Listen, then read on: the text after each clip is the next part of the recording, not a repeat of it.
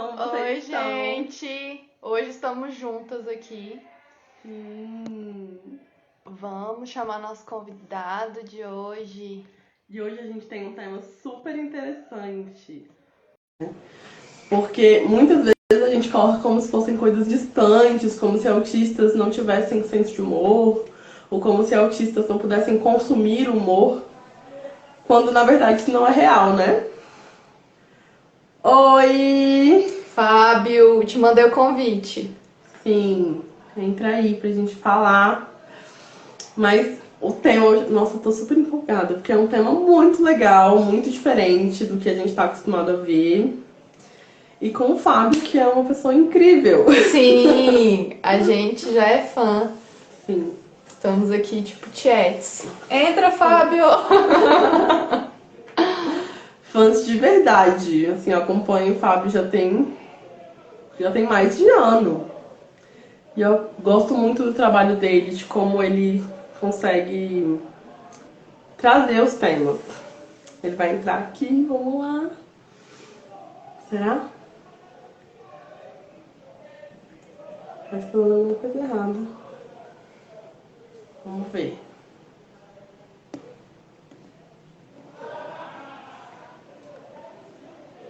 Entra, entra, entra. Eba! Entrou! Fábio! Como é que você tá? Não estava aparecendo aqui para mim a solicitação. Que bom te ter aqui hoje. Como estão as coisas? Boa tarde aí para vocês. Tá feriadão, né? Estamos em É, casa. boa Para tarde. mim é difícil fazer à tarde. Hoje, felizmente, né, coincidiu com o feriado, então a gente vai conseguir fazer no horário da tarde a live, né? Porque quase nunca posso. Tá dando para escutar bem meu áudio? Eu tô de fonia aqui. Tá ótimo. O nosso tá bom também? Tá travando um pouco de vez em quando, mas não sei se é a minha internet aqui ou se é de vocês. Deixa eu ver. É, a gente tá bem perto do molden. Não era pra estar travando, não. Mas é porque trava e já volta. Sim. Mas vamos começar se apresentando? Começa, Bora. Dani. Eu sou a Daiane, sou administradora e eu estou trabalhando aqui através da Socialize com treinamento de habilidades sociais junto com a Andressa. Meu nome é Andressa, eu sou psicóloga formada pelo UNB, trabalho com habilidades sociais e autismo desde o meu primeiro semestre na faculdade, tenho um irmão autista e sou fã do Fábio.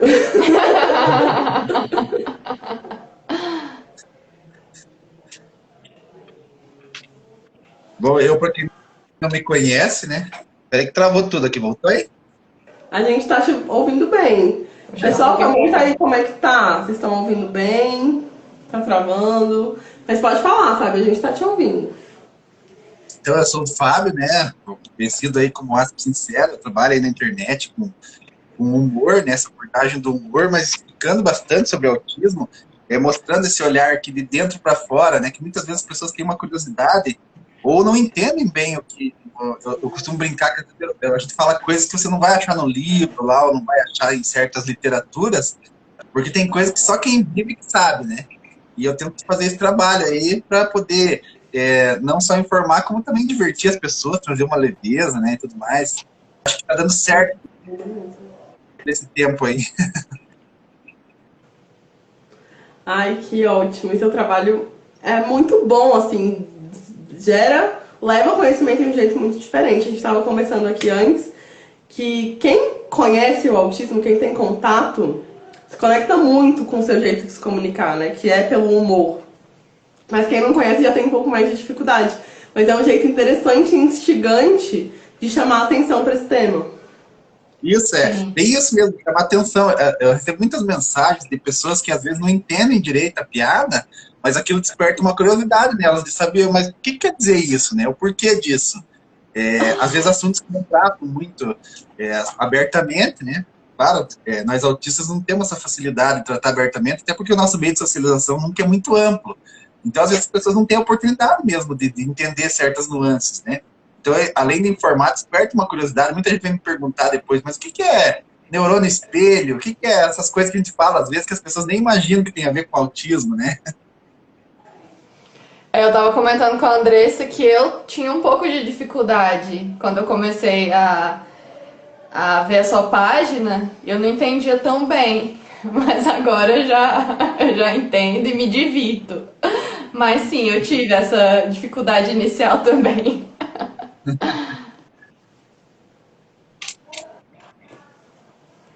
Vamos começar então, introduzindo aqui. Fábio, fala pra gente, pra galera aí, o que que é autismo, porque tem muita gente aqui do nosso perfil, né, que ainda não tá muito familiarizado. Explica aí Acho que então pra galera. essa pergunta parece uma pergunta simples, né? O que é autismo, né? Mas na verdade, é bem complexo e de explicar o autismo mesmo, né? De tantas nuances. Eu costumo sempre dar algumas definições, porque as pessoas estão acostumadas com o autismo, que é aquele autismo que elas veem na TV, que também é um tipo de autismo, mas que nem sempre condiz com a realidade, né? Então, falando, como eu digo, tecnicamente, o autismo, hoje a gente chama de transtorno do espectro autista, que é um transtorno do neurodesenvolvimento. O que quer dizer isso? Que o cérebro do autista desenvolve de uma maneira diferente do cérebro de quem não tem esse transtorno. E essa maneira que desenvolve o cérebro do autista, ele causa algumas dificuldades, principalmente na interação social, na comunicação, né? Comunicação que a gente fala, comunicação verbal e não verbal, porque senão as pessoas veem eu falando aqui e pensam, mas como que então que tem essa dificuldade na comunicação e ele está falando? Então não é só a comunicação verbal. Então tem autista que fala, tem autista que não fala, mas quando a gente fala de comunicação não verbal também, que talvez seja, vocês podem dizer melhor do que eu, até grande parte da comunicação do ser humano, né, que são as questões dos sinais implícitos, de gestos, de feições, tudo isso o autista tem dificuldade de entender um contexto, às vezes, né. Na criança a gente percebe, às vezes a mãe tá brava dando uma bronca e a criança pensa que tá brincando porque simplesmente ela não consegue entender aquele contexto, como uma pessoa com desenvolvimento típico entende de maneira mais simples. E ainda tem os comportamentos repetitivos e os interesses restritos, é bem marcante no autismo. Os comportamentos repetitivos a gente conhece, né? Dos filmes sempre mostra isso, inclusive eles costumam enfatizar nos filmes muito aquele autista que fica balançando assim, aquele que balança a mão assim, e isso as pessoas veem. Mas não é só isso também. Tem muitas coisas que são comportamentos repetitivos que às vezes as pessoas não notam, né? E que digo mais, toda pessoa tem esse comportamento. O que acontece é que no autismo é muito mais enfático, né? O autista apresenta muito mais. Mas aquele comportamento de você numa sala de espera com a perna cruzada balançando a perna, aquilo é um comportamento repetitivo, que as pessoas fazem quando estão nervosas. O autista, pelas características próprias do autismo, faz muito mais, com muito mais intensidade, mas às vezes com a mesma finalidade, né? Que é de se autorregular, de ficar mais tranquilo, de mostrar felicidade ou até tristeza. Isso é muito presente no autismo. Mas ainda, seguindo em outra definição, eu costumo dizer que o autismo é uma maneira da gente existir no mundo, né? Eu vejo muitas vezes as pessoas falarem assim, autista é só um jeito de ser. Eu vou um pouco mais longe, eu digo uma maneira de existir, não apenas um jeito de ser. Porque jeito de ser, todo mundo tem o seu. Mas essa maneira de existir do autista é diferente, porque ele tem essas percepções de mundo diferentes das pessoas típicas, né? Claro, dentro dessas características, como eu disse, esse desenvolvimento cerebral diferente, inclusive, até hoje em dia a gente está descobrindo que até fisiologicamente diferente mesmo, questão neuronal e tudo mais, ele dá ao autista uma outra perspectiva, que é a maneira dele existir no mundo, tem que ser respeitado com qualquer maneira de existir, né? Não é porque a pessoa é diferente que ela é inferior a alguém, não é porque a pessoa tem uma deficiência inferior a outra pessoa. E isso, infelizmente, ainda é um costume na nossa sociedade achar isso, né? Que a pessoa com deficiência ela é menos do que outra pessoa. E ser autista é ser uma pessoa com deficiência, inclusive, segundo a lei, né, brasileira, toda pessoa autista é considerada pessoa com deficiência, porque ela tem essas dificuldades ao longo da vida, né, que são permanentes, né? Então é sim um tipo de deficiência. E ainda dou essa que ser autista é um desafio, né? Por que é um desafio? Porque na nossa sociedade, além das dificuldades que a própria condição do autismo já traz, ainda existe muita intolerância, muito preconceito, muita discriminação para com o autista, né? A falta de inclusão, adaptação escolar, mercado de trabalho e tudo mais, que torna você ser autista um desafio. E eu sempre digo também que essa terceira é que eu gostaria que um dia eu não precisasse mais falar. Quero que chegue um dia que eu não precise dizer mais que autismo é um desafio, né? Que autismo seja um transtorno neurológico, tudo bem, porque transtornos e dificuldades que qualquer pessoa apresenta, né? Independentemente de ser autista, as pessoas têm dificuldades, você tem que trabalhar as dificuldades também de qualquer indivíduo. Não é porque a pessoa é autista ou não que você não deve trabalhar as dificuldades. Se a pessoa não tem nenhum transtorno, mas tem uma dificuldade, ela merece ser ajudada por um psicólogo, não tem problema nenhum disso. E o autista também. Ser um jeito de existir no mundo também, tudo bem, cada um tem o seu jeito de existir no mundo, né? Mas agora, quanto a ser um desafio, é isso que a gente luta todos os dias, para que um dia não precise mais ser esse desafio. Que as pessoas entendam mais, que as pessoas incluam mais e aceitem mais, e principalmente respeitem, né? Porque não precisa ser um desafio. A gente vê muito na internet, dando exemplos de autistas e de pessoas com deficiência em geral, como exemplos de superação, né? E acontece de verdade, você tem que ser um exemplo de superação, você tem que se superar a todo momento. Mas a gente não quer ser exemplo de superação para ninguém, a gente quer conviver na paz como todo mundo. Ninguém quer ser exemplo de superação. Porque se você é exemplo de superação, quer dizer que você teve que passar por uma barreira muito grande.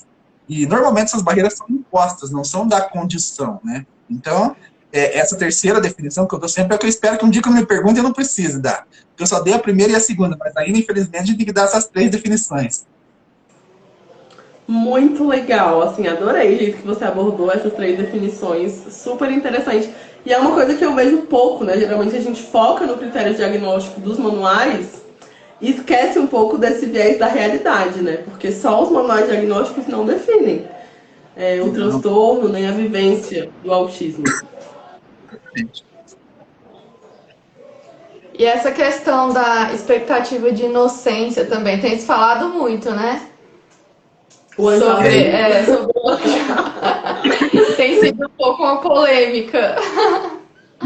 Isso até a minha maneira de abordar quebra um pouco isso também, né? Isso vem de uma questão de que, por muito tempo, você falou, e ainda é assim, se fala muito do autismo infantil, né? A gente não fala muito de autista adulto. Por quê? Que a gente não fala? Porque eles não existem? Não, porque os autistas adultos eram simplesmente invisibilizados na sociedade, né?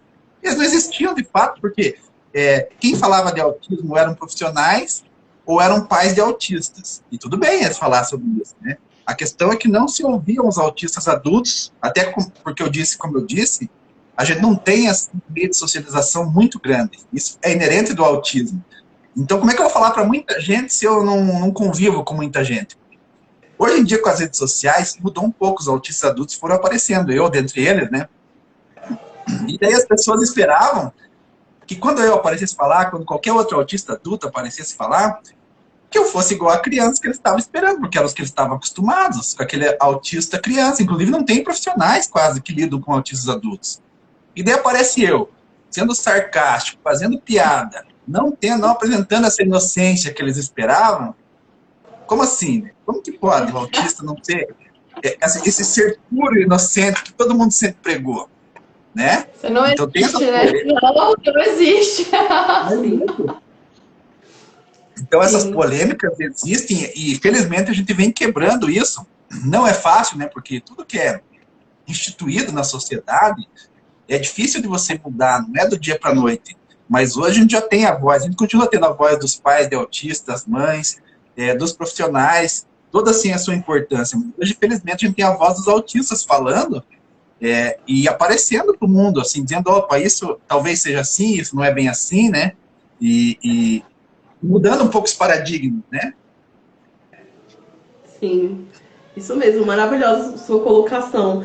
E eu acho que também é legal a gente trazer essa coisa da invisibilização, né? Porque os autistas adultos, eles se apresentam já há algum tempo. Aqui em Brasília a gente tem uma autista que é conhecida no Brasil todo, que é a Amanda Pascoal.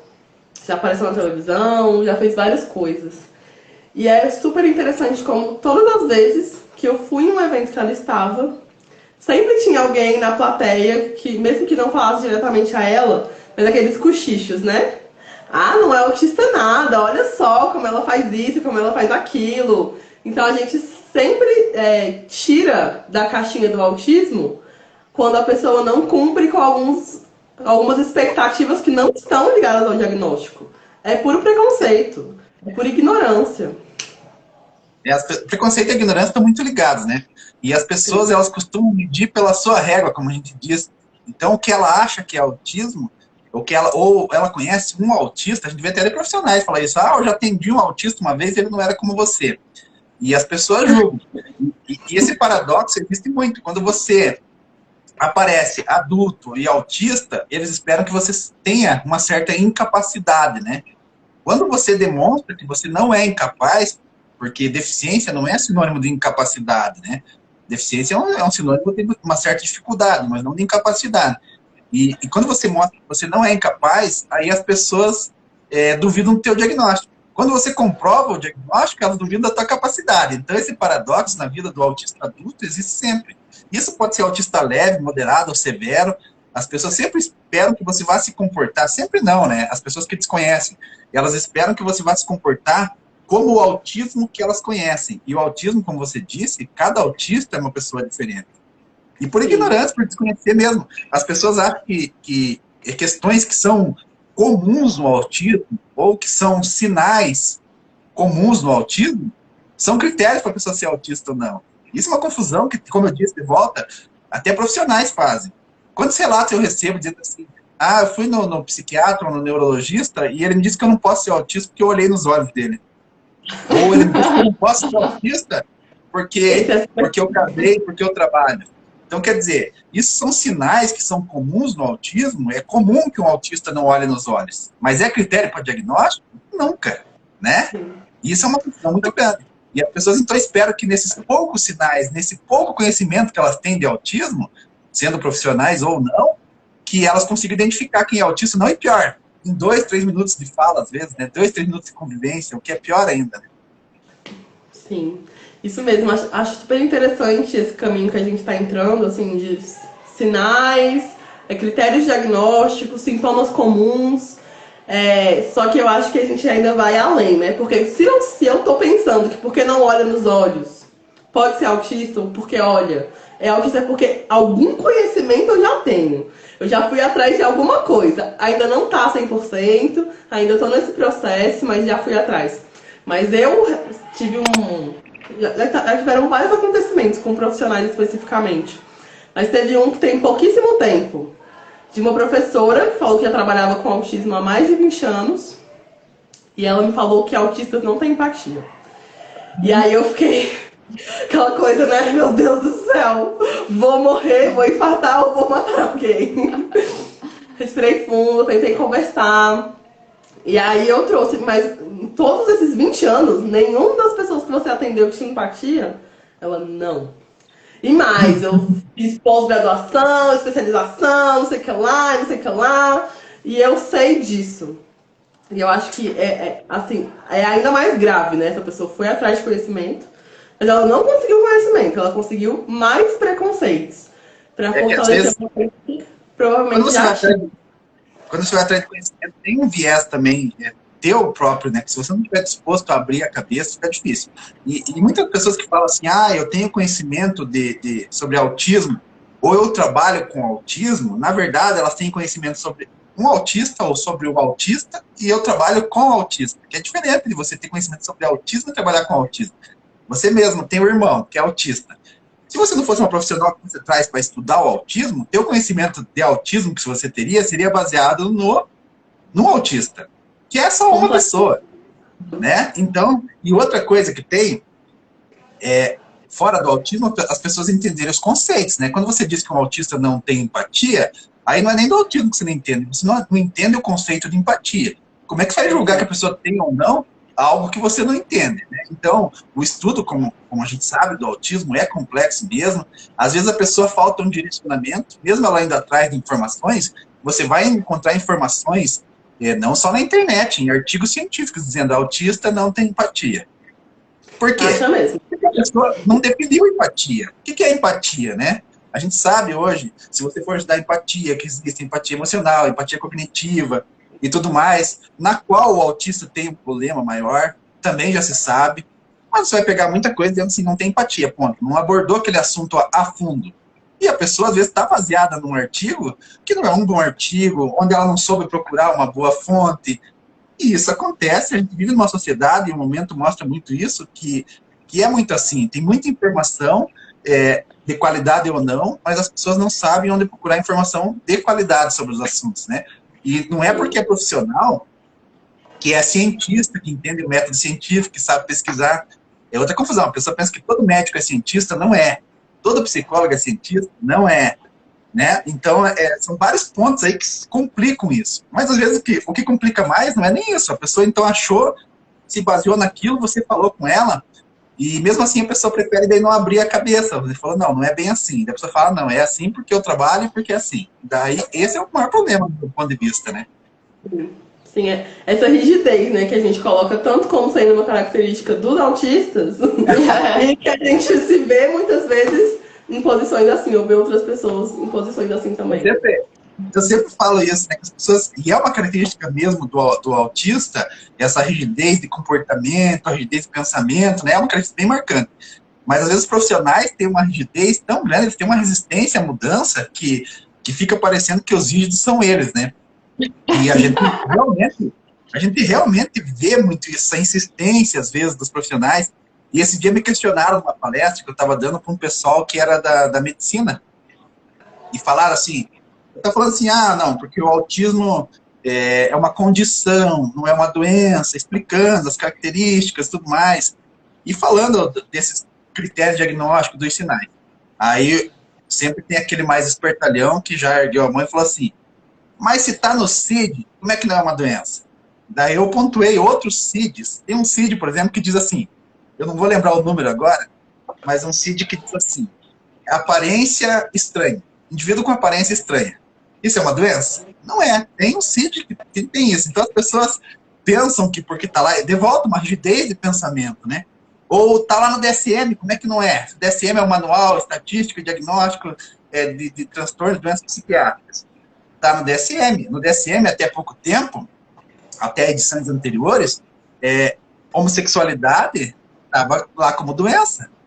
Então, quer dizer, está no DSM, está no CID, e outra, aí eu matei a charada assim, se o CID e o DSM fossem definitivos, a gente não estava no DSM-5 e no CID-10, estava no CID-1 e DSM-1, né? Já era definitivo. Se nós estamos na versão 5 do DSM, o CID vai para a sua versão de número 11, quer dizer que não são definitivos, estão abertos a discussões, né?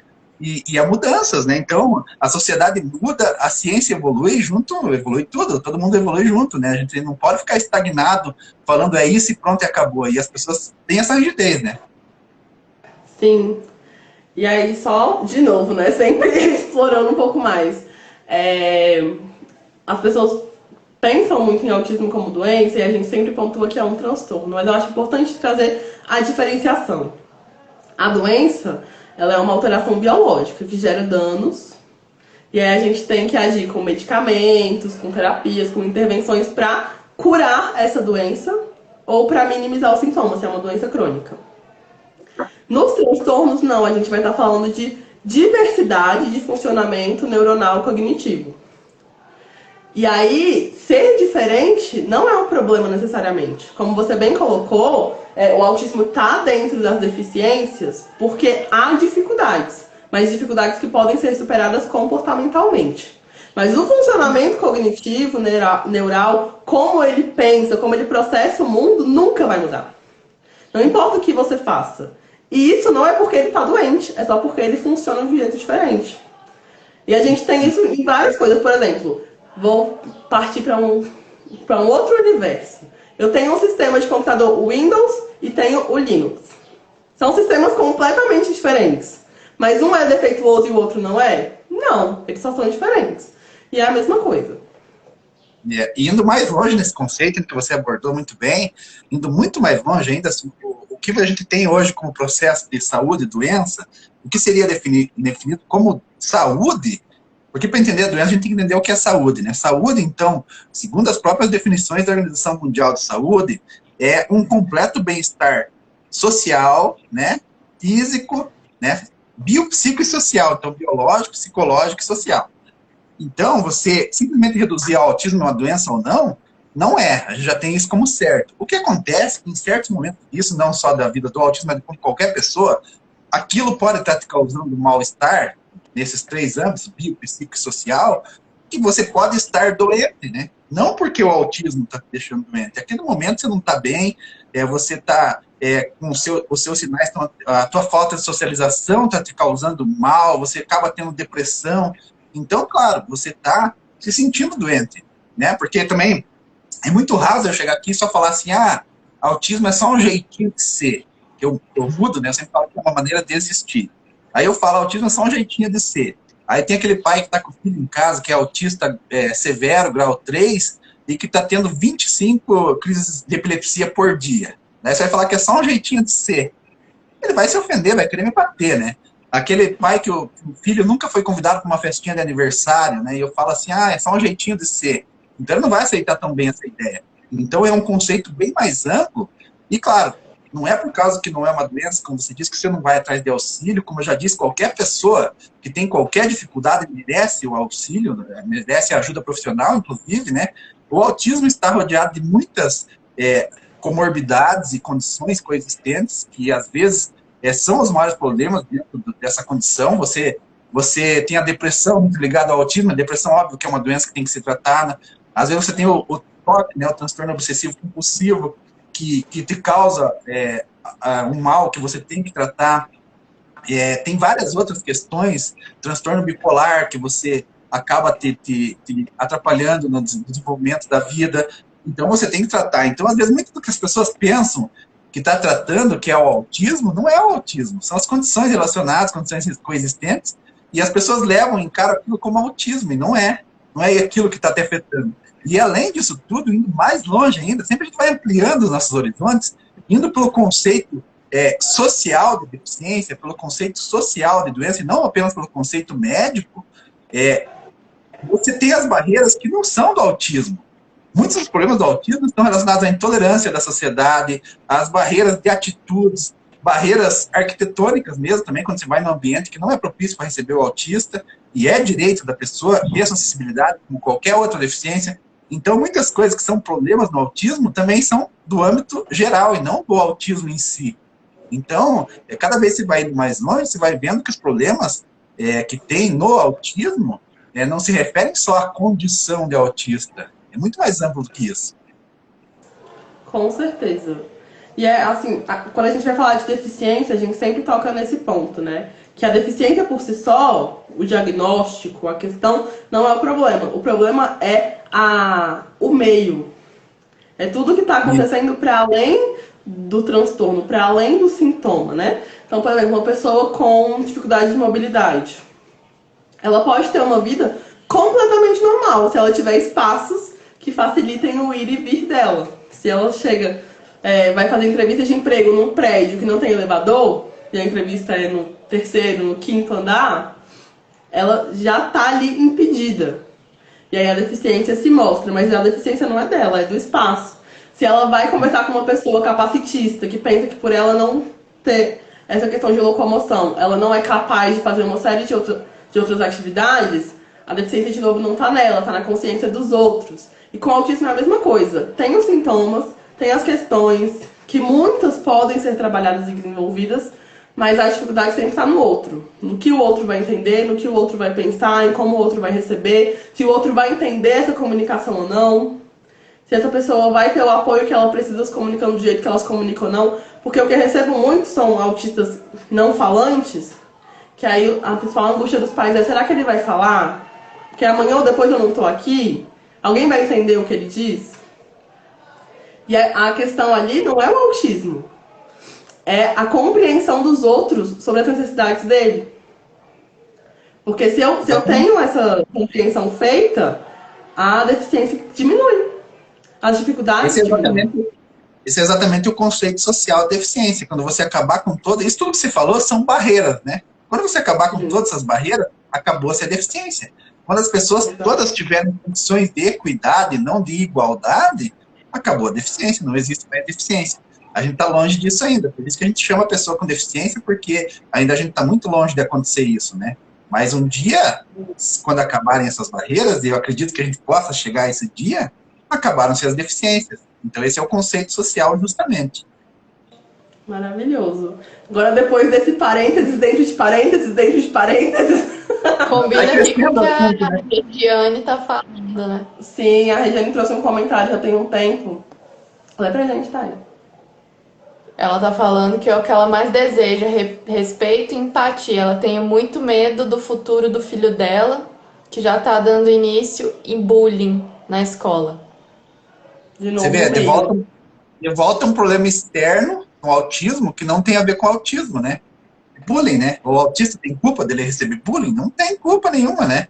Por que acontece o bullying? É culpa da pessoa que tá sofrendo o bullying? Não. Então você vê que esses problemas de volta, e isso é muito interessante que surgiu esse comentário, porque quando eu falo assim, eu converso com muitos autistas, grau 1, grau 2 e grau 3. Adultos, principalmente, as pessoas não têm tanto contato, e daí você pergunta qual que é a tua maior dificuldade hoje? Lá no topo sempre vem a dificuldade que vem relacionada à compreensão dos outros para com a pessoa, né? As barreiras que colocam. Então, nunca, nas minhas conversas, claro, não posso generalizar, mas nunca, lá no primeiro, no topo, vem uma característica do autismo como dificuldade. Sempre vem uma característica de preconceito, de discriminação. Então, é isso que as pessoas precisam entender, que as barreiras existem e que não podem existir para o autismo, assim como por qualquer outro. Você deu o exemplo da pessoa aí com dificuldade de mobilidade, do cadeirante. Ela chega lá naquele prédio e não tem o elevador, não tem a rampa. Ela tem o direito de estar no terceiro andar, de chegar ao terceiro andar sem ninguém ajudar ela. Isso é o pensamento anticapacitista. Você não pode pensar, mas por que ela não pede para alguém lá no terceiro andar para ela? Ah, se a calçada não dá para ela ir, por que ela não pede para alguém no mercado para ela? Não. O direito de ir e vir da Constituição, ele é válido para todo cidadão. E o autista, a pessoa com deficiência, são cidadãos também. E ela tem o mesmo direito. Então, você não pode pensar, ter esse pensamento capacitista, e capacitismo, para quem não entende, aqui é o preconceito justamente contra as pessoas com deficiência, a discriminação. Você não pode pensar que só por ela ter deficiência, ela não pode querer fazer as coisas por ela mesma, né? E para o autista é a mesma coisa. Se você quer trabalhar, você tem o direito de trabalhar. Se o ambiente não é propício, tem que adequar o ambiente. Não é o autista que tem que se adequar. Não é o cadeirante que vai ter que fazer um rapel e subir pela parede, né? Vai ter que ter a rampa, vai ter que ter o elevador. Não é você que priva ele, porque a culpa não é dele, do ambiente não ser preparado. As pessoas no autismo têm essa dificuldade. No caso do cadeirante, ninguém vai dizer assim, o cadeirante não sobe para o terceiro andar porque ele não quer, né? Ele não quer subir para o terceiro andar. Que falta de vontade do cadeirante subir essa escada, faz um esforcinho aí. Mas para o autista, eles falam, ele não fica nesse ambiente barulhento porque ele não quer. Eu também não gosto de som alto. Mas não é questão de não gostar. É questão que aquilo faz parte da deficiência do autista e tem que ser respeitado como tal, porque existe uma diferença muito grande entre não gostar e aquilo ser limitante para a pessoa. Então as pessoas têm essa dificuldade de ver isso no autismo porque é invisível. O autista não gosta de som, é frescura. Ele não come certo alimento, é frescura. O autista não gosta do toque, que frescura. Então você pensa que você ir no ônibus e sentar no banco preferencial, por que o autista tem o direito como qualquer pessoa com deficiência? Aí a pessoa vê eu sentado no banco preferencial do ônibus lá igual eu penso. Olha o tipo desse cara sentado no banco preferencial. Daí você explica, não, mas eu sou autista. Aí mesmo assim, ela fala, mas eu não acho que precisa.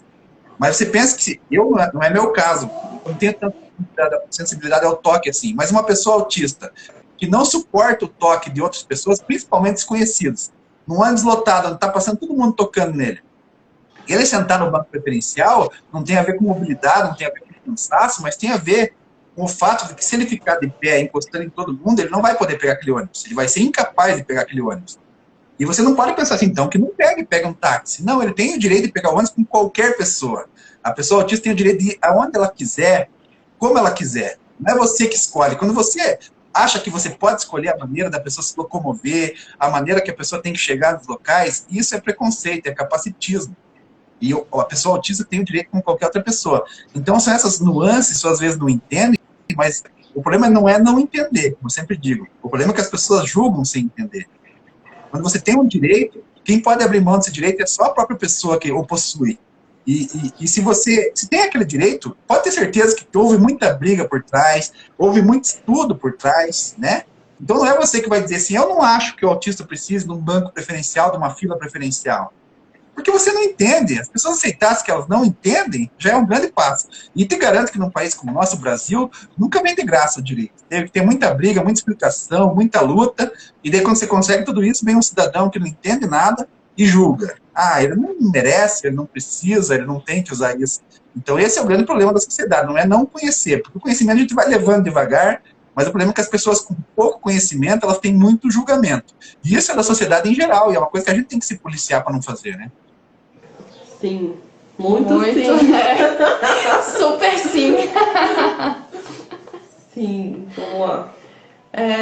Você entrou no Instagram quando, Fábio? Você já entrou, já começou com humor de cara? Como é que foi?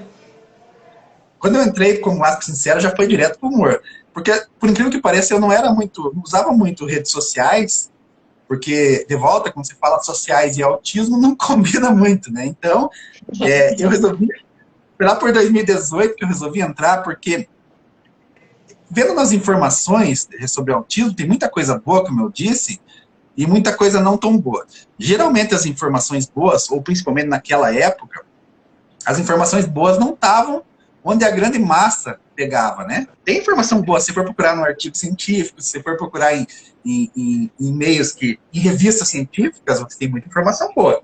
Mesmo assim, você só tinha informações por parte, como eu disse, de profissionais. Mas, para chegar na massa, você acaba tendo que atingir a massa da maneira onde ela está, né? Se a massa não vai até a informação científica, você tem que atingir. E daí as redes sociais servem para isso também, né? Apesar de ter muita besteira, muita falcatrua, muito charlatão, também serve para isso. E daí eu pensei, como que eu posso contribuir com a minha experiência e com meus estudos também sobre autismo? Não só com a minha experiência, mas como que eu posso contribuir? Eu tenho que falar sobre isso, mas tem que falar como? De uma maneira que as pessoas entendam. Mas qual o caminho para isso? E daí tem muita gente falando, muitos pais falando, não tinham muitos adultos, ainda tinha alguns já, mas dessa maneira, usando do humor, quase não tinha. Ou se tinha, não eram feitos por autistas. E aí tem aquele problema da representatividade, e às vezes você falar coisa que você não viveu. E como na minha família a gente sempre foi assim, voltado para esse lado do humor, muito bem humorado, eu falei, eu vou tratar com humor, vou falar disso. Não tinha a mínima ideia se ia dar certo, né? Se as pessoas iam acatar a ideia, se iam se ofender, se iam ficar, né? Porque era um campo inexplorado, né? Como é que você lida com o humor? Um assunto que traz tanto peso, que traz tanta coisa séria, e é sério mesmo, né? Como que você vai fazer piada disso, né? Então eu pensei primeiro, vou fazer piada do que eu faço, né? Não posso falar do outro. E assim eu comecei. Para minha surpresa, foi muito bem aceito logo de início. Eu pensei que ia haver muitas críticas, né? Mas não, foi muito bem aceito. Os pais entenderam muito, os profissionais chegaram muito. Eu sempre falo que é uma coisa que eu me orgulho, porque na minha página tem autistas que se identificam, tem muitos autistas que seguem, tem os pais que seguem, né? E tem muitos profissionais também. E isso é muito legal, porque as pessoas entenderam logo de cara. E eu demorei um tempo para me identificar, mas eu fazia os memes, como eu faço hoje, vinha às vezes apenas com a piada, às vezes vinha com informação junto. E um dia eu resolvi abrir uma caixa de perguntas, mas chegou tanta pergunta, mais de 700 perguntas, assim, meia hora, que eu não conseguia dar conta. E eu pensei, nossa, as pessoas estão interessadas mesmo em saber, né? E ao mesmo tempo eu pensava assim, por que elas estão dando atenção para mim se eu estou lidando com humor? Como é que elas querem saber coisa séria? Para você ver como as pessoas entenderam rápido aquilo. E foi algo muito legal, porque hoje em dia, se você procurar, tem muitas páginas nesse sentido, de outros autistas fazendo, e até profissionais usando o humor, né, para passar informação, isso é muito legal. E foi uma coisa que eu fui um dos precursores, não pode dizer que eu fui o primeiro, né, mas que eu fui um dos precursores, eu fui. E a gente vê muito, é muito legal. Um comentário aqui do J. Dan Prado. Tem dias que ele entra no Instagram só pra ver seus memes. Muito obrigado. Ai, que legal. E é muito legal esse papel do humor, porque as pessoas, e isso agora falando, puxando, como é que fala, pro meu lado, né? Falando das pessoas autistas mesmo. O quanto tem pessoas que chegam a mim e se identificam, falam que se identificou com aquilo, porque a gente, como não tem um ambiente social muito ampliado, você às vezes pensa, nossa, isso só acontece comigo, né? Você passa por aquela dificuldade e você pensa, nossa, isso acontece comigo. De repente você vê um meme que fala justamente aquilo, e que surpreende eu também, porque eu pensava a mesma coisa, será que isso acontece com os outros, né? Será que essa situação alguém já passou? E de repente a pessoa vê aquilo e fala, nossa, aconteceu comigo muito isso. E a pessoa se identifica, ela começa a ver que ela não está sozinha nessa questão, que ela não está sozinha no mundo, que existem outras pessoas igual ela, com os mesmos interesses que ela, e ela começa a se ver representada mesmo, né? Que é a questão da representatividade mesmo. Ela começa a se ver ali naqueles memes. Às vezes os pais começam a ver, nossa, meu menino faz isso, minha menina faz isso, e eu não sabia por quê. né, que eles fazem. Ah, então é assim que ele pensa? Às vezes não é, às vezes é o jeito que eu penso. Mas dá uma ideia de como a pessoa processa aquilo. E isso é muito legal, porque você começa a trazer mesmo uma leveza. A gente aprende a rir da gente mesma, de questões de dificuldades. Todo mundo tem dificuldades, mas a gente aprende a rir um pouco daquilo mesmo e aprende a se gostar mais, né? Aprende a se gostar. É importante a gente se gostar. A gente está entrando no mês aí do orgulho autista, e o quanto é importante a gente ter orgulho de ser como a gente é, para fugir das armadilhas que, às vezes, essas questões que eu disse, como a depressão que vem associada, trazem, né? A pessoa não querer desistir. Então, isso é importante, e o humor traz isso. Às vezes a pessoa manda para aquele amigo, né, do serviço, que ela tinha até, não queria falar que ela era autista, e a pessoa percebe, quando ela manda para o colega de serviço, a pessoa percebe que ela faz aquilo também. Ela começa a pensar, então é por isso, né? Então abre um medo. Teve gente que se revelou depois de ver os meus memes e falou, eu vou me assumir para todo mundo. Então tem uma gratificação muito grande nesse trabalho também, que eu recebo das pessoas, quase que todo dia, alguém falando assim. É muito legal. Agora teve um comentário aqui, ó. Você veja que importância, talvez mais para mim do que para todo mundo, mas uma mãe aqui, ó, falando, a família Vassato, falando, eu sou mãe de 3 autistas e sou fã do Fábio. Então você veja a importância disso, principalmente para mim, né? Porque uma pessoa que tem 3 filhos autistas se vê representada ali e sentir acolhida e sentir que estão entendendo o que ela está passando, né? Sim, ela colocou aqui para baixo que ela aprende muito a entender eles através do seu Instagram. Então. Representatividade. Sim. Demais. E essa questão que falam que os autistas não têm senso de humor, né? Vamos entrar nessa. Vamos entrar, enfim, depois de quase toda. 40 minutos. O autismo é envolvido em tantos mitos, né? Esse é mais um deles. Às vezes, por a gente ter um senso de humor um tanto quanto peculiar, as pessoas pensam que a gente não tem senso de humor, né? A gente vem provar isso que a gente tem. E o que acontece? Nesse sentido, a gente vê que as pessoas sempre levam sobre a perspectiva neurotípica, né? Sobre a perspectiva do padrão. Então, o autista não tem senso de humor, porque senso de humor é aquele padrão que eu conheço. E esse olhar sempre neurotípico, a gente falou um pouco sobre a questão da empatia, né? E aqui eu coloco a questão da teoria da mente, que é onde o autista tem dificuldade de se colocar na perspectiva da outra pessoa, e isso é muito verdade, isso é presente no autismo mesmo, você ter essa dificuldade de se colocar na perspectiva do outro, mas eu disse a vocês até que eu comecei a pensar a teoria da mente de uma maneira mais ampla ultimamente, como uma via de 2 mãos, né? Então, o autista tem essa dificuldade mesmo, isso é fato, da gente se colocar na perspectiva do outro. Quem não entender sobre a teoria da mente, pode dar uma pesquisada, o que é a teoria da mente, tem o testezinho lá com as bonequinhas, no Asp Sincero, lá tem um vídeo onde eu explico a teoria da mente na prática, e o teste, mas é essa questão, de você não conseguir se colocar na perspectiva do outro, você não conseguir ver o mundo pela visão do outro, né? No autismo, isso é muito presente no autismo mesmo. Mas, pensando nisso, numa via de 2 mãos, será que os neurotípicos, porque o autista ele passa a vida inteira tentando entender esse mundo padrão dos neurotípicos, né? Mas será que os neurotípicos tentam alguma vez a entender como pensa o autista ou eles só julgam? Ah, o autista não tem empatia, o autista não tem senso de humor, o autista não tem isso, não tem aquilo. Não tem porque pela visão deles, mas será que é mesmo? Então, será que a pessoa neurotípica consegue se pôr numa perspectiva que não seja a perspectiva neurotípica? Então, são questões que a gente começa a pensar e começa a ter que repensar certos conceitos, porque você acaba jogando tudo para o autista, né? Tudo para o autista. O autista não consegue, o autista não tem, o autista não pode. Será, né, que é o autista o problema? Será que existe um problema ou que o problema é não aceitar as diferenças, né? Eu repito que o autista, ele desde sempre tenta compreender os diferentes, porque ele se sente diferente do mundo. Eu entrar numa sala com 40 pessoas, eu vou me achar diferente das outras 39. E eu vou tentar compreender, mesmo que às vezes eu não consiga, ou que tenha uma dificuldade extrema. Mas a gente tenta, porque a gente está tentando se adequar.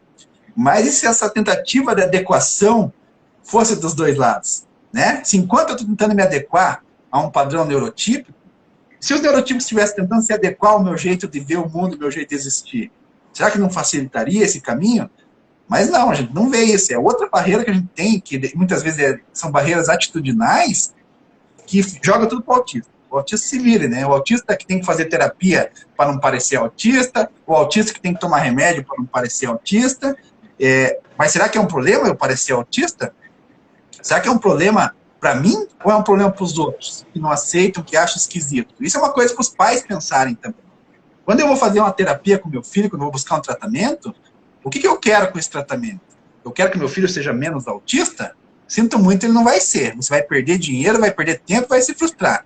Eu quero que meu filho seja feliz? Beleza, como que ele vai ser feliz? Primeiramente, claro, você diminui comportamentos que o prejudiquem os outros, se machuquem, agressão e tudo mais, e você vai conseguir isso também quando o mundo compreender melhor seu filho. Então, o tratamento não vem para diminuir o autismo da pessoa, para a pessoa ser menos autista, não se comportar tanto como um autista. O tratamento vem para buscar qualidade de vida, e a qualidade de vida vem com as melhoras no autista e na sociedade, e vem para buscar autonomia, né, e a felicidade do teu filho. Agora, nem sempre a felicidade do seu filho vai ser ele parar de balançar a mão. Isso aqui está incomodando só as pessoas que estão ao redor, azar das pessoas que estão ao redor. Porque as estereotipias, os estímulos, eles são importantes para o autista. Isso é um paradigma que vem sendo mudado com a voz dos autistas adultos, e por isso você entende a importância de você ouvir o autista, de você escutar e dos autistas terem aparecido para falar. Porque até pouco tempo você tinha na literatura, com os profissionais, que as estereotipias, movimentos repetitivos, eram comportamentos sem função. Hoje em dia você já sabe que nenhum comportamento é sem função. Quando eu dei o exemplo lá de você no consultório, esperando uma consulta e balançando a perninha, você que não é autista, você está balançando aquilo porque está nervoso para se acalmar. No autismo é a mesma coisa. Esses comportamentos repetitivos, as estereotipias, servem para regulação, servem para comunicação, servem para demonstrar sentimentos, dor, afeto, tristeza, alegria. Então, olha quanta serventia tem. Então, às vezes, se o autista não fazia certo movimento, e de repente começou a cutucar demais aqui, fica cutucando, ou fica balançando a mão aqui, e era um comportamento que ele não fazia, vamos cessar esse comportamento? Isso vai resolver? Daí ninguém vai achar esquisito? Não. Por que ele está fazendo isso? Às vezes ele está feliz, está te demonstrando, ele não consegue falar, e está te demonstrando que ele está gostando muito daquilo. E você está perdendo a chance de ver que teu filho está feliz. Quando você cessa esse comportamento, porque ele começa a pensar, quando eu fico feliz, ninguém gosta. Porque cada vez que eu fico feliz, querem me privar. Às vezes a criança está com uma infecção de garganta e ela não consegue falar que ela está com uma infecção de garganta. Ela, às vezes, por questão de nocicepção, propriocepção, dos sentidos mesmo do autista, ele não consegue dizer, a minha garganta está doendo. Ele sabe que é a garganta, ele está sentindo a dor aqui, mas ele não consegue se comunicar. E daí ele começa com esses movimentos, que é uma tensão que está acontecendo, e você, em vez de saber o porquê de tratar a garganta que está infeccionada, você vai, para com isso. Aí resolveu o problema do autista, ele se tornou menos autista, ele ficou mais feliz, tratou o autismo? Não. Então, são tantas coisas que a gente tem que pensar quando a gente busca um tratamento, quando a gente busca uma intervenção, e que muitas vezes não se pensava antigamente. Então, é importante a gente entender, por causa de tudo isso, que a busca, isso por criação de qualquer filho, né? A busca deve ser o quê? A felicidade da pessoa, não que ela se adeque a um padrão de normalidade, sabe que não existe esse padrão. Quem que define o que é normal? Né? Quem que vai definir um é normal, o outro não é normal? A gente vê que a incidência do autismo, com a melhora dos critérios de diagnóstico, eu falo demais, então você pode me cortar se quiser. A incidência do autismo, com a melhora dos critérios de diagnóstico, a gente tinha incidência antigamente de uma criança para cada 150 lá nos Estados Unidos, foi baixando, hoje a gente já está uma para cada 54 crianças com autismo. Porque você melhorando os diagnósticos. Mas vamos dizer que isso vai diagnosticando cada vez mais, e vamos dizer que já que são questões genéticas, que num futuro distante, então você tenha mais autistas que pessoas neurotípicas. Daí o padrão vai mudar e o normal vai ser autista, e a pessoa que não for autista vai ser anormal, como muitas vezes eles taxam o autista como uma pessoa anormal, e a gente escuta mesmo essa palavra. Seja mais normal, não fique se balançando desse jeito, não faça careta. Mas pouca gente escuta, por que você se balança assim? Por que você faz careta? Ou quando você não fala, por que será que ele está tendo esse comportamento que ele não tinha? Né? Então, é muito fácil você pensar.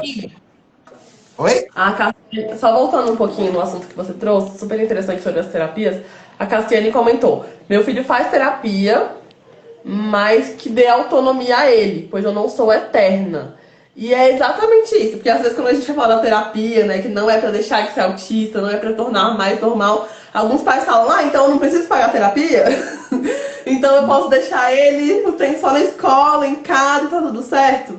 Varia muito. Se hoje, que nem no caso dela, você morresse, seu filho ia conseguir ser independente? Claro que depende da idade, né? Porque tem pais que querem que o filho seja independente com 5 anos de idade. Mas assim, o desenvolvimento dele tá adequado para a idade, ele vai conseguir ter uma vida autônoma, ele vai conseguir ter independência, vai conseguir ter relações sociais saudáveis, ou se ele não quiser ter relações sociais, ele vai ter algum meio que dê apoio a ele. São reflexões importantes e os pais sofrem muito pensando nisso. Só que a terapia, ela não é para deixar o seu filho normal, é para deixar ele um ser funcional. Porque o autismo não é uma doença, mas é muito comum que a gente tenha uma série de sintomas que torna mais difícil a convivência com essas pessoas e a própria vivência dessas pessoas. De automutilação, de uma dificuldade severa na aprendizagem. Porque a gente tem realidade de autismo de nível que as pessoas não podem confundir a gente falar.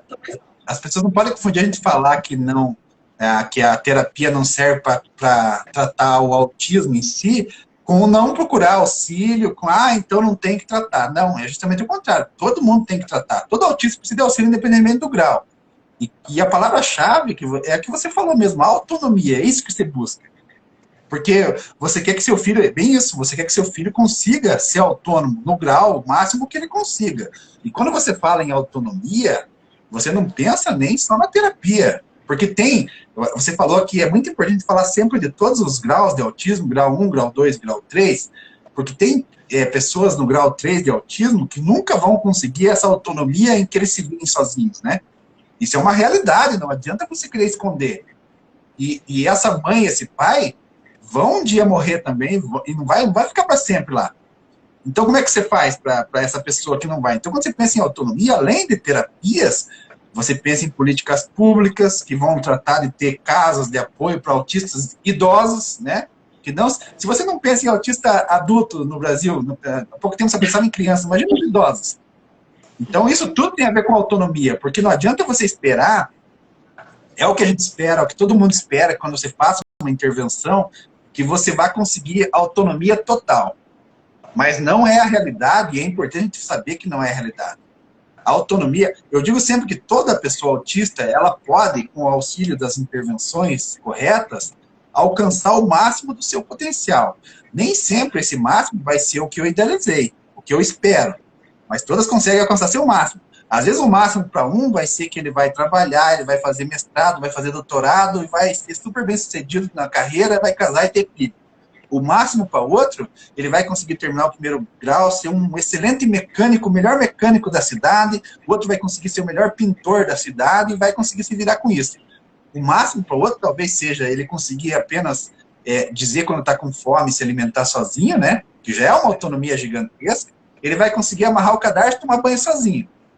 E o máximo para o outro, talvez, seja só fazer o sinal de quando ele está com fome, de quando ele quer ir no banheiro, de quando ele está com frio, de quando ele está com sono.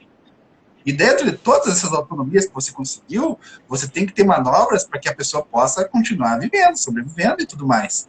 Então, aquela pessoa que não vai conseguir se cuidar sozinha, que vai conseguir apenas solicitar ou indicar que está com fome, que está com sede, que está com frio, essa também tem que ter o seu cuidado lá no futuro. Porque você não sabe se vai ter alguém para cuidar sempre. Então, isso trabalha políticas públicas, trabalha tudo isso. E as pessoas não pensam nisso, né? Sim, e aí a gente fala muito em terapia, né, em intervenção precoce e tudo mais, e a gente esquece de ensinar as famílias a se preparar para esse futuro, né? E esse se preparar muitas vezes é deixar de pagar a terapia para ter uma reserva de emergência, para se alguma coisa acontecer, eles terem como suprir essa pessoa. Muitas vezes a gente tem que fazer essas escolhas duras, né? De aprender a desenvolver algumas metas mais urgentes em casa e reservar um dinheiro para começar a custear um cuidador no futuro, Já para pensar nesse planejamento. Porque Cuidar do cuidador também, né? Cuidar do cuidador, que a gente não fala muito, né? E a hora de se preocupar com isso, né? É agora, né? Não é esperar quando lá na frente. E, infelizmente, ainda não se fala nisso. A gente já está trabalhando algumas questões nesse sentido, em questão social mesmo, em questão de política pública, não individualmente, mas coletivamente. Hoje eu sou presidente da Reunida Autismo, e a gente tenta trabalhar isso no contexto social mesmo, comunitário, não é só apenas individualmente, né? Não adianta eu pensar só em mim, só na minha condição, só no meu grau de autismo, a gente tem que pensar em todo mundo. E isso é algo que me preocupa muito, porque enquanto eu estou falando aqui com vocês, a grande maioria dos autistas está invisível ainda, continua invisível. O autista adulto severo está lá invisível numa casa, às vezes acorrentado, como a gente vê. Tem muitas pessoas que não estão tendo auxílio nenhum, ajuda nenhuma, tratamento nenhum, né? Então a gente não pode esquecer nunca dessas pessoas, que quem pode, quem tem a condição de representar, tem que fazer a representatividade pensando também nessas pessoas, né? Não é tudo lindo, não é tudo maravilhoso. Eu sei que eu trabalho com humor, mas a gente sabe que tem muitas dificuldades. O meu lado de trabalhar com humor é para trazer uma certa leveza, mas nunca a gente esquece o outro lado, né? Há momentos para ressaltar as qualidades, há momentos para falar das dificuldades, há momentos para falar do orgulho, que a gente está nesse mês do orgulho autista, mas a gente nunca pode esquecer que o autismo é um espectro amplo e que todas as pessoas, de novo, merecem ter dignidade, né? E o que a gente está fazendo para isso, né? Tá muito pouco ainda, né? A gente está tentando, mas como sociedade eu digo que muito pouco. Sim, excelente. Vamos dar os nossos últimos 4 minutos para a gente explorar um pouco mais do nosso tema e pensar por que os neurotípicos falam e pensam que autistas não têm senso de humor. Eu acho que é porque o humor usa de muitas coisas implícitas, que tá lá numa daquelas dificuldades que eu citei no começo, que o autista tem muito, né? E às vezes eles contam piada sem graça e querem que a gente dê risada. O autista, para começar, tem essa sinceridade que é inerente do autismo. Então, se a pessoa gostou, ela gostou. Se ela não gostou, ela não gostou. O humor, eu vejo, entrando numa questão mais séria, que ele está numa transição do tal politicamente correto, politicamente incorreto, onde o humor ainda está aprendendo a lidar com essa transição, onde o humor antigamente era só um humor que afrontava e que até ofendia, né? Isso é um humor que o autista não gosta muito. Então é fácil você achar de novo que os autistas não têm senso de humor, porque você está olhando pela tua ótica de humor, né? E enquanto o humor do autista é um pouco diferente. Ele é um pouco mais direto, às vezes. Ele usa de manobras diferentes. E eu sempre digo uma frase que eu gosto de dizer, que eu até não fui eu que inventei, mas eu li, não lembro onde, que o humor legal é aquele que você lida com o opressor e não com o oprimido, né? Eu queria, de volta, voltando à minha definição de autismo, que aquela terceira parte, eu queria que o autismo um dia não fosse um desafio, né? Então o autista ainda está nesse papel de oprimido, como todas as minorias na sociedade. Então esse humor não é legal pra gente. Então se você acha que o autista não tem senso de humor porque ele não ri daquela piada que faz pouco da pessoa que está nessas minorias, então se isso for humor, a gente não tem humor mesmo. Mas até nisso a gente está tentando mudar, né? É possível rir sem ter que ofender ninguém, né? Sim, maravilhoso. E eu acho que essa transição do humor facilita, inclusive, a inclusão desses grupos nesse cenário de ir para um teatro, assistir uma comédia, fazer algo assim. E aí, como você bem falou, essas nuances, né? O humor, ele tem muita figura de linguagem, ele tem muito sarcasmo, ele tem muita ironia, que a gente sabe que são desafios comuns para muitos autistas. Mas mais do que isso, eu acho que só trazendo um pouco mais de racionalização, tecnicismo, pro que você falou. O humor, para muitos neurotípicos, ele é aquela coisa, né, do inesperado. Então, eu rio do inesperado. Aquele cômico, não esperava esse final, não esperava essa resposta. E aí eu acho engraçado. Num funcionamento mais autístico, a gente primeiro pensa para depois ver a graça. Então não é assim esse automático, né? O inesperado não basta, tem que ter uma sacada, tem que ser interessante, tem que ter conteúdo. E eu acho que é por isso que a sua página faz tanto sucesso nesse meio, porque todas as postagens têm algum conteúdo, tem alguma mensagem, tem uma identificação, aquela coisa que você lê, você fica meio, ah, nossa, engraçado. Então não é imediato, passa pela reflexão. Às vezes tem aquela cutucada que o humor pode dar também, porque às vezes com humor você consegue fazer a pessoa pensar, né? Opa, já fiz isso, olha só que vacilo. Então isso também faz parte do humor. E quanto a gente não gostar desse humor ofensivo, esses dias me falaram assim, você não acha que o mundo anda muito chato, que hoje em dia é tudo mimimi? Eu falei, o mundo sempre foi chato para quem sofre bullying, para quem sofre preconceito, né? Se mudar isso está sendo chato para você, sinto muito. Mas daí o problema, né, não é com quem tá achando que é mimimi, né, ou com quem reclama, é com quem tá achando que esse mimimi é só para os outros, né? Quando você pensa que alguém gosta desse, você falou de ir no teatro, será que alguém gosta de ir no teatro para ser ofendido? Para que seja zombado, né? As pessoas não, né? Mas zombar dos outros as pessoas acham divertido, né? Então, são coisas que a gente tem que repensar. Não estou dizendo que eu nunca faça isso. O Fábio é perfeito, ele nunca zombou de ninguém. Óbvio que não, porque a gente vive numa sociedade Sim. Né? E a gente tem deslizes. Mas tudo bem, o problema é quando alguém chega para você e fala assim, alguém usa um termo com o autista e você fala, isso não foi bacana. Você fala, mas eu não acho que ofende. Mas claro, né, você não acha que ofende, não foi com você. Então, essa questão de você escutar o outro mesmo, né? Puta, isso não foi legal. Mas daí você fala assim, mas não foi legal porque eu achei tão engraçado. É fácil, né? Você tem que parar e pensar em quem está atingindo e não quem está lançando a ofensa, né? Então, isso é uma questão da gente se adequar, da gente mudar. Isso, quando eu falo a gente, eu falo todo mundo. Eu também, vocês também, todo mundo. Não tem problema. Muitas vezes a gente vê na internet alguém fazendo uma piada infeliz e acaba acontecendo. Você veja que nós, numa live, quanta besteira você pode falar ao vivo, assim, de sopetão, que você não tem controle. E não teria problema. Falou, já veio na cabeça a besteira e você falou. Aí alguém chega e te avisa. Você fala assim, não, é isso mesmo, é azar. Não, né? Daí você pensa e pensa, putz, que vacilo, né? Vamos parar com isso. Então, o grande problema que eu vejo é voltando lá no nosso assunto, qual que é essa resistência que as pessoas têm, essa rigidez, né? Claro que muitos têm um intuito por trás, que se criam através disso. A gente sabe que existe gente que trabalha em cima da afronta, e às vezes então a gente nem fala porque é isso que a pessoa está buscando. Às vezes a pessoa faz uma piada para ofender, porque ela espera que aquele grupo fique indignado e vai lá e dê palco para ela e ela vai crescer mais em cima daquilo. Então isso tem também, mas a gente está falando aqui do que é moralmente legal, do que é ético, não do que as pessoas querem se promover e tudo mais. Aí cada um tem sua opinião e tudo bem, né? Você está falando do bem-estar comum, não do querer se promover ou querer se fazer em cima de alguém. Maravilhoso! E aí, só para finalizar assim, com essa reflexão, que os privilégios eles sempre existem. E eles flutuam de um lugar para o outro, sempre nessa busca do equilíbrio, né? Que é esse movimento que a gente está. Só que quando eu sou um grupo que tem o direito, o privilégio de zombar do outro por tanto tempo, e de repente eu me vejo, de certa forma, proibido de fazer isso, que sempre foi um direito meu, é claro que eu vou me incomodar.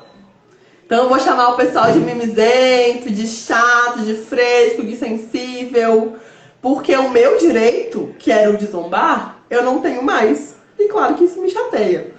E esse é um movimento que vai existir sempre. Eu acho importante a gente trazer essa racionalização. Não é porque a pessoa é má, é só porque ela está acostumada a viver nesse sistema de privilégio. E ela está perdendo, porque a gente está sempre, de novo, nessa busca pelo equilíbrio. Então, quanto mais no poder, mais desfavorecido eu fico ao longo do tempo. E da mesma forma, o autismo ele tem crescido. Ele era a minoria da minoria, né? Hoje a gente já vê ele muito maior, inclusive nas redes sociais. Se você vai pesquisar as hashtags ligadas a diversos outros transtornos, o autismo é o maior. Por quê? Porque tem todo esse movimento. Não quer dizer que seja que tem mais pessoas, mas é maioria política. E aí a gente acaba conseguindo alguns direitos, privilégios, mas isso tira alguns privilégios de outras pessoas. E elas vão se incomodar mesmo, mas Desculpa, problema dela. A tua fala foi perfeita, é exatamente isso. As pessoas se incomodam porque elas estão acostumadas. E quanto as pessoas não serem má, eu sempre bato essa tecla que preconceito e discriminação nem sempre vem de quem é maldoso, às vezes é sem querer, por ignorância mesmo. Por isso que o primeiro caminho de buscar é a educação mesmo. Né? Então, pessoal, nada de cancelamento, porque não resolve. Já tem pesquisas, inclusive, científicas, mostrando que o cancelamento, você cancela a pessoa, aí todo mundo se revolta por um tempo, depois passa e aquela pessoa volta a ter um nível de visualização, ou seja o que for, às vezes até maior do que ela tinha antes. Então, também não funciona o cancelamento. A gente tem que buscar primeiro a educação. Tem pessoas que não querem, sempre vão ter pessoas ignorantes no mundo, mas a maioria está disposta a mudar e ouvir. Por isso que a nossa sociedade vem evoluindo. Porque se a maioria não tivesse disposta, nós estávamos vivendo o tempo das cavernas ainda. Então buscar sempre o primeiro caminho, a educação. Essa tua fala aí foi perfeita, que falou dos privilégios, nem mais o que acrescentar. Eu acho que até já vai cair nessa live aqui. Gente, assim, eu tô muito feliz com a participação do pessoal nos comentários, o tanto de coraçãozinho subindo ao longo da live. Acima de tudo, sua participação, que você aceitou estar aqui com a gente hoje. Ai, eu quero mais! O Instagram não gosta, ele não deixa. Muito obrigada, Fábio. Sim, você fala muito bem. Encantador. Eu que agradeço, porque sempre que a gente tem um espaço para falar, e vocês viram que eu falo só um pouquinho, né? A gente tem que agradecer. Porque você falar de autismo, para a nossa comunidade, a gente já faz isso todos os dias. E eu sempre ressalto a importância de falar do autismo para outros meios, para outros públicos. Porque é assim que a gente vai conseguir conscientização. A gente falar de autismo para o geral. E sempre que me dão a oportunidade de fazer isso, eu só tenho a agradecer. Então, eu que agradeço vocês por estar aqui. Contem comigo quando precisar. A gente pode ter conversa sobre muitos assuntos aí. Que ótimo! Eba! Sim. Vamos tirar um print? Vamos. Alguém dos nossos... Alguém que está assistindo aí, tira um print pra gente, manda no direct pra gente poder postar depois. Vamos lá? Eu tô com minha cara de print, pode tirar. Tira outro, Andressa, não sei. Tiraram? Mandem pra gente. Foi Quem não muito estiver bom. seguindo a gente aqui na Socialize, segue a gente. Quem estiver daqui, segue o Fábio. O melhor Instagram de autismo que vocês vão encontrar, gente. Muito humor, muito conteúdo, muita discussão, muitos vídeos de qualidade, assim como foi essa live. Tem de tudo para todos os gostos. Demais. Fábio, muito obrigada. Obrigado, tchau. Tchau, Até a próxima.